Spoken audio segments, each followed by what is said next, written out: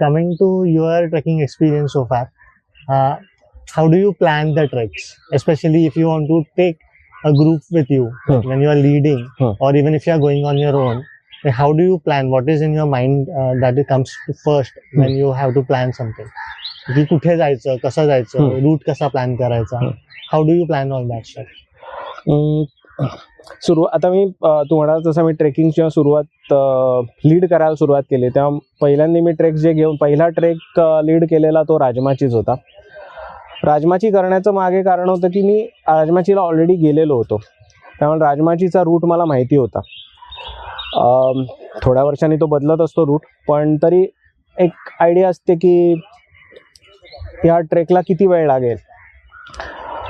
ट्रेकला म्हणजे बेस कॅम्पला पोचल्यानंतर किंवा गावात पोचल्यानंतर जर किल्ला बघायचा असेल तर किती वेळ लागेल हे थोडा अंदाज असतो. त्या ह्यानी प्लॅनिंग करायच्या, ट्रेक प्लॅनिंग करायच्या ह्यानी ते महत्त्वाचं असतं की आपल्याला वेळ किती लागते आणि थोडा बफर घेऊन जायचा. कारण तुम्ही जर ग्रुप घेऊन जातात तर तो थोडा बफर ठेवायलाच पाहिजे. कारण तुम्ही दोघं तिघंच जात असाल तर तो पटापट ट्रेक होतो, पण जेव्हा तुम्ही एक 15-20 जण घेऊन जातात तेव्हा 1 तासाचा बफर हा ठेवायला लागतो. लॉजिस्टिकली म्हणजे तुम्ही तिकडे कसे पोचणार तो प्लॅनिंग पाहिजे. म्हणजे तुम्ही कधी सुरुवात करायची. आता राजमाचीचं उदाहरण झालं तर आम्ही पूर्वी रात्री ट्रेक करायचो आणि मग सकाळी किल्ला बघायचा. रात्री म्हणजे एक 9च्या आसपास वगैरे ट्रेक सुरुवात करायचो रात्रीचा. म्हणजे पोचेपर्यंत एक वगैरे वाजायचा रात्रीचा, 1-2 वाजायचे रात्री. मग झोपायचं, दुसऱ्या दिवशी उठून किल्ला बघायचा. पण त्या रूटला दरोडेखोर आणि ह्याची भीती वाढायला लागली. पोलिसांनी रात्रीचं ट्रेकिंग बंद केलं. मग थोडं बदलायला लागतं. मग आम्ही दुपारी जायला लागलो, संध्याकाळी पोचायचं आणि मग दुसऱ्या दिवशी किल्ले बघून परतीच्या वाटेवर निघून जायचं.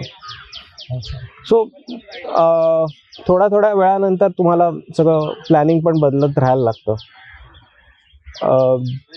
आणि बफर तुला दोन्ही साईडला ठेवायला लागतो, जाताना पण आणि येताना पण. येताना तर जास्त कधी कधी ठेवायला लागतो, कारण तुम्ही पोचाल आणि ट्रेन मिळेलच ह्याचे काही शाश्वती नसते. किंवा तू मागच्या राजमाचीला आपण गेलेलो तेव्हा पावसाने आणि खूप थैमान घातला, रस्ता बंद झालेले. हा, तर त्यामुळे ते सगळे बफर्स थोडेफार ठेवायला लागतात. So coming to this, like you brought up a very good point, comparing between public transport and private transport. आजकाल आपण बघतो बरेचसे ग्रुप्स असतात जे कमर्शियली प्रॉपर बस बुक करतात, एकदम डोर स्टेप पासून. प्लस AC असतो, पाण्याच्या बाटल्या देतात हातात. सो अशा भरपूर फॅसिलिटीज वाढत चालल्यात. But on the contrast, like travelling with the public transport, like ट्रेननी जाणं, पुढे जाऊन ST पकडणं, टमटम पकडणं. What do you prefer? Like should the new generation should also go experience all that stuff, or is that a better way, or the new commercial way is the better way? मी म्हणेन it should be a blend of both. Okay. तुम्हाला तसं पण करता आलं पाहिजे. कारण काय, ठीक आहे, आता आपण अज्युम करूया की आपण प्रायव्हेट ट्रान्सपोर्टनेच जातोय, बस आहे आपली, बस बंद पडली तर. हा आमचा अनुभव झालेला आहे. बस आम्ही खेड ते प्रतापगडचा ट्रेक केला आणि घाटात बस बंद पडली. हां, कशी बशी त्यांनी ती खाली आय थिंक खेडला की कुठेतरी आणलं आणि खेड ते इथे मुंबईला परत यायचं आहे. आम्ही ST स्टँडवर होतो. त्यांनी सांगितलं आम्ही रिपेअर करायला घेऊन जातो, पण मधल्या याच्यात लोक STने निघून गेली. ओके.